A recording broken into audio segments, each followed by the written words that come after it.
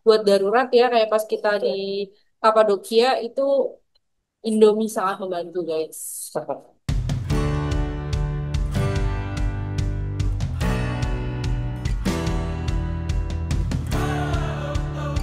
Oke, sekarang kita mau share tentang tips ke luar negeri. Ala kita sih sebenarnya, tapi mungkin untuk yang memerlukan ini bisa berguna. Menurut aku tidak dari tiketnya dulu.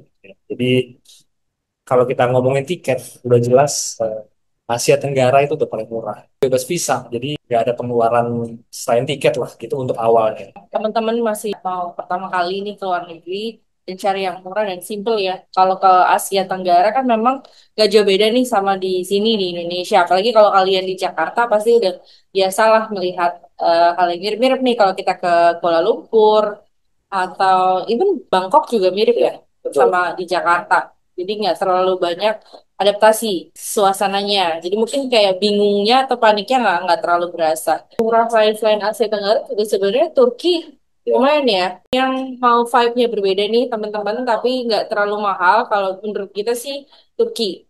Turki bisa jadi opsi. Kenapa? Karena Turki itu ada pesawat yang one way kayak langsung gitu nggak transit pakai kita waktu itu Turkish Airlines. Nah, sini juga simpel banget kalau mau bawa anak ya. Jadinya kita nggak perlu repot nurun-nurunin barang dari pesawat sekali jalan langsung nyampe ke Turki waktu itu. Terus kalau mau tiket murahnya, kita punya beberapa cara sih. Biasanya kita bagi tugas dari suami aku dia nyari di web ya. Kalau aku nyarinya di aplikasi. Kalau lewat web tuh biasanya pakai Google Flight, di search aja. Kalau ini di zoom out secara dunia. Jadi dia bisa ngelihat kalau misalkan tujuan ke Malaysia berapa, tujuan ke Cina berapa, ke Eropa, ke Amerika. Kalau buat tahu murahnya ya sebenarnya kita harus udah ngerucutin dulu. Misalkan preferensi teman-teman itu adalah negara-negara yang bebas visa. Nah itu teman-teman harus udah ngelis dulu listnya apa aja negaranya ABCD gitu. Terus dilihat aja tuh teman-teman cari kira-kira yang masuk budget yang mana gitu. Jadi langsung bisa di range budgetnya gitu. Iya, ini kan ada pilihan ini tanggal teman-teman cari aja gitu. Kira-kira tanggal berapa, bulan apa yang paling murah gitu. Tips juga dari kita biasanya untuk negara-negara tertentu yang kayak misalkan ada winternya, ada holiday seasonnya, merayakan Christmas gitu. Nah itu biasanya tuh akhir-akhir tahun atau awal-awal tahun agak pricey lah bisa dibilang gitu. Nah, Karena peak season ya. iya, Atau betul. Ya, teman-teman mungkin tiap negara itu akan beda-beda sih peak seasonnya apa gitu. Jadi teman-teman bisa cari tahu aja, googling dulu gitu misalkan kira-kira non peak seasonnya itu kapan. Jadi kalau misalnya teman-teman buka di aplikasi, aku biasanya pakai tiket.com atau Traveloka. Di situ bisa dilihat tuh yang langsung kalian zoom out 1 bulan gitu, bahkan beberapa bulan ya. Bisa langsung kelihatan di tanggal berapa tiketnya ini yang paling rendah gitu. Jadi kita bisa langsung bandingin tuh harga selama 1 bulan atau bahkan beberapa bulan sebelumnya. Nah, memang kalau mau murah sih nggak bisa dadakan ya. Maksudnya nggak bisa dalam waktu dekat. Kayak pastinya kalian beli untuk perjalanannya ini kayak beberapa bulan kemudian atau misalnya emang masih setengah tahun kemudian gitu. Tapi kalau emang Southeast Asia sebenarnya mungkin banget sih dapat tiket ratusan ribu minggu depan itu bisa aja. Kita pas memutuskan kita mau traveling ke Jepang itu juga kita dapat murahnya itu pas summer ya. Memang itu low season banget karena ya orang Indonesia summer ke Jepang ya dapatnya suhu yang sama gitu kan kayak di Indonesia. Tapi kita pilihnya tuh summer yang summer akhir. Jadi summer yang transisi mau ke musim gugur. Jadi di September, which is sebenarnya ya udah mulai sejuk lah, nggak yang panas-panas banget. Nah, kalau mau ke Eropa juga itu biasanya sih kayak pas Desember tuh pasti lebih mahal. Jadi kalian bisa cari timing yang di luar itu sih. Kalau memang nggak ngejar salju ya. Tapi kalau memang tujuannya pengen cari salju is different thing. Tapi kan di sini kita ngomongin soal murahnya dulu. Jadi kalau emang mau ke sana tapi murah, caranya kayak gitu. Terus kalau hari kayaknya juga ada hari-hari tertentu yang lebih murah ya. Weekend. Jangan berangkat weekend atau jangan pulang weekend. Biasanya Selasa Rabu tuh Iya. mau pulang mau perginya itu udah agak aman sih.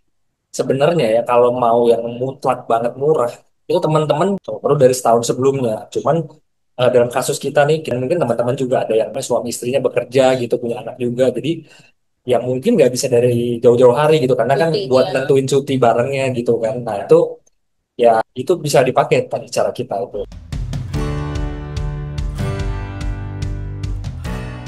Sekarang gimana caranya budget makannya nggak bengkak di luar negeri?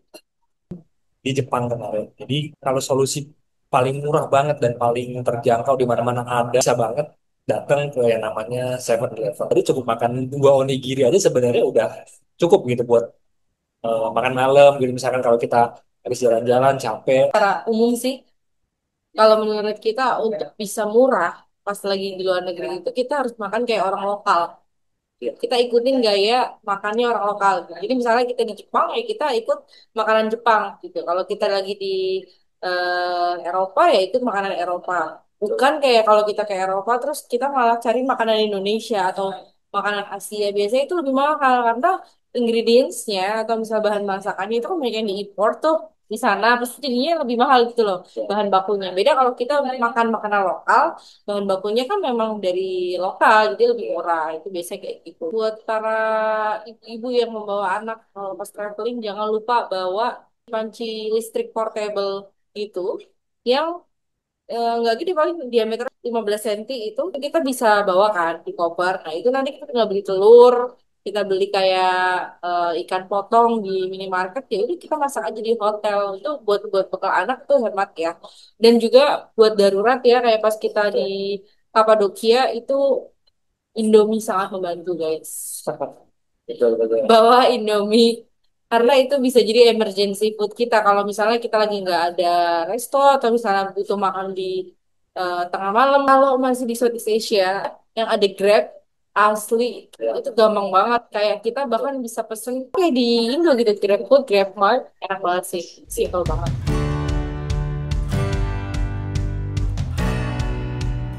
Mau aku tekankan sih ngomongin tadi GrabFood atau GoFood gitu ya.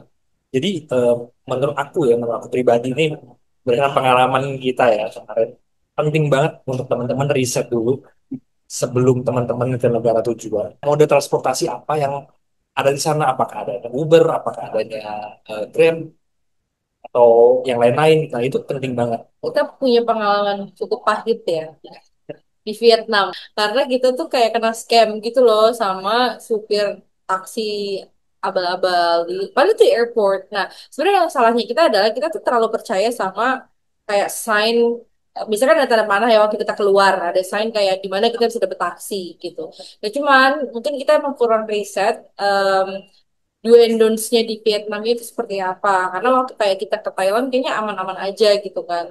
Keluar langsung kayak ada taksi yang official. Nah, ternyata di Vietnam ini cukup apa ya, freestyle. Cukup freestyle dan tiba-tiba kita disamperin yang bilang oh ini pakai argo. Yes, intinya setelah kita naik taksinya ternyata Argo itu Argo dari HP. Di sepanjang jalan itu sebenarnya supirnya tuh ramah banget kayak seolah tuh pengen be nice lah. Tapi setelah kita sadari sebenarnya itu pengen cari tahu. Ini pertama kali bukan nih kita ke Vietnam dia bisa kayak tahu kita mau ditipunya di bagian mana. Iya, betul betul. Waktu nyampe ke hotelnya itu dia nggak mau ngedrop kita bener-bener di depan hotel. Alasannya katanya one way. Jadi kita di berhentiin tuh kayak agak jauh, jadi kita harus jalan. Setelah kita tahu itu adalah scam gitu ya, ya mungkin karena dia takut orang hotelnya nyamperin dia dan kayak ketahuan gitu kan ibaratnya. Nah, scamnya di mana? Scamnya adalah ya ternyata mahal banget. Jadi kita tuh habis dari airport sampai ke hotel, padahal nggak terlalu jauh, itu hampir 1 juta ya. Vietnam dong, 1 juta dong. Padahal waktu kita ngobrol sama orang hotelnya dan kita ngecek rate-nya di GrabCar ternyata cuma sekitar 200 atau 300 ribu dong. Jadi kita bener-bener kayak wow, it's not even 2 kali lipat, itu bahkan tiga kali lipat gitu dari yang harga seharusnya. Jadi oh ya udahlah cukup tahu, dan habis itu kita bener-bener kalaupun pakai taksi lokal kita selalu cek dulu rate-nya di GrabCar-nya kayak gimana. Jadi kita tahu lah paling nggak range-nya. Jadi cukup simpel ya, cuma memang kadang kayak nggak inget gitu loh guys. Jadi please don't repeat the same mistakes kayak kita. Betul. Jadi kemarin juga yang sebenarnya yang bikin kita dan kutip tertipu adalah karena memang entah kenapa ya pas kita keluar dari bandaranya di situ memang ada pangkalan taksi resmi gitu. Terus ada driver tersebut nyamperin kita gitu. Kita tuh di situ mengira itu adalah driver resmi karena pas kita tanya harganya berapa, dia dia nunjuk papan. Itu sama kayak gitu, dia bilang kayak Iya. gitu. Nah, Problemnya juga karena bahasa Inggrisnya iya nggak betul. lancar ya. Itu sih, itu juga masalahnya tuh.